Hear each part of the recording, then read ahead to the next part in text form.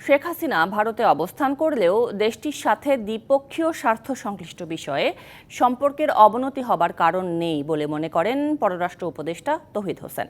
বিভিন্ন দেশের রাষ্ট্রদূতদের ব্রিফ করার পর বিকেলে সাংবাদিকদের তিনি জানান, বাইরের কোনো শক্তিতে চলছে না দেশ, এটি কূটনীতিকদের নিশ্চিত করা হয়েছে।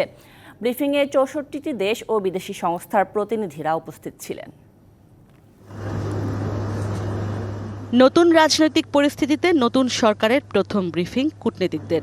রাষ্ট্রীয় অতিথি ভবন পদ্মায় ভারত, চীন, রাশিয়া, নরওয়ে, সৌদি আরব, পাকিস্তান, দক্ষিণ কোরিয়া সহ বিভিন্ন দেশের রাষ্ট্রদূত ছিলেন। যুক্তরাষ্ট্র ও ইউরোপীয় ইউনিয়নের রাষ্ট্রদূত না থাকলেও ছিলেন দূতাবাসের কর্মকর্তারা। ১ ঘন্টার ব্রিফিং শেষে রাষ্ট্রদূতদের কেউ কেউ জানান, বাংলাদেশের অভ্যন্তরীণ বিষয়ে নাক গলাবে না তারা। তবে নরওয়ের রাষ্ট্রদূত বলেন, বাংলাদেশ এখন তরুণদের কণ্ঠস্বর শুনছে, এটা ভালো দিক। Listen to the voice of the young people. I think that's extremely important.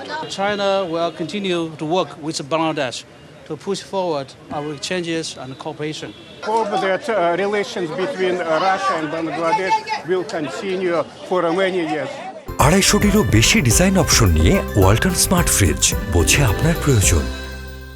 পরের সংবাদ সম্মেলনে পররাষ্ট্র উপদেষ্টা জানান, বাইরের কোনো শক্তিতে চলছে না বাংলাদেশ, এটা বিদেশি কূটনীতিকদের নিশ্চিত করা হয়েছে। না, বাইরের কারো নিয়ন্ত্রণে থাকার কোনো প্রশ্ন ওঠে না।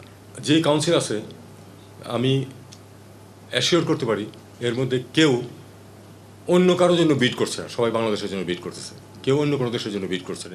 এ সময় তিনি বলেন, ভারতের গণমাধ্যম সংখ্যালঘুদের উপর নির্যাতন নিয়ে প্রোপাগান্ডা ছড়ালে বাংলাদেশের গণমাধ্যমের দায়িত্ব সত্য খুঁজে বের করা। শেখ হাসিনা ভারতে থাকলেও দেশটির সাথে দ্বিপক্ষীয় সম্পর্কে প্রভাব পড়বে না বলেও জানান পররাষ্ট্র উপদেষ্টা। যে ইস্যুসগুলি এসছে বা যে প্রোপাগান্ডা চলতেছে, সেটার কাউন্টার প্রোপাগান্ডা করতে হবে, এটুকুই। এবং আমরা আসলে যারা রিপ্রেজেন্টেটিভ এই সমাজের, তাদের কাছ থেকে আমরা এটা যাবে সেটাই আমরা প্রত্যাশা করি। সেটা আপনারা মিডিয়াতে প্রকাশ করবেন, তারাও তো মিডিয়া দিয়েই কমপ্লেনটা করতেছে। আপনারা আপনাদের পজিশনটা নেন। একজন যদি কোনো এক দেশে গিয়ে থাকে, তাতে করে সেই দেশের সাথে সম্পর্ক নষ্ট হবে কেন? বাইলেটারাল সম্পর্ক অনেক বড় বিষয়, এটা স্বার্থের সম্পর্ক। রাষ্ট্রদূতরা নির্বাচন নিয়ে কিছু জানতে চাননি বলেও নিশ্চিত করেন তৌহিদ হোসেন। না, আজকে তারা এগুলো কিছু বলে না। কিন্তু ইশরাত জাহান উর্মি, ডিবিসি নিউজ, ঢাকা।